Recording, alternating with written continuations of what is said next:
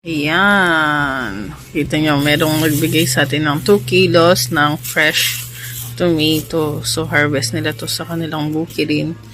So, ituturo ko or ipapakita ko sa inyo on paano ko mapoprolong ang freshness nitong mga tomato na to. Simple lang. Kamatis at tape. So, gumamit ako ng tape dispenser kasi medyo marami-rami itong 2 kilong kamatis na to. So, ganito lang yan, mga friends. Wait lang. Ayan. So, kailangan ko lang ng kamatis. And then, etong part na to ng kamatis, yan yung merong ganito.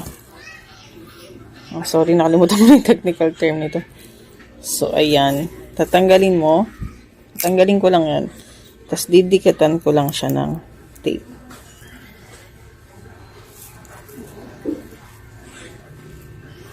Ganun lang. I make sure na yung sa gilid ng mga nito ay may walang space. Ganun lang.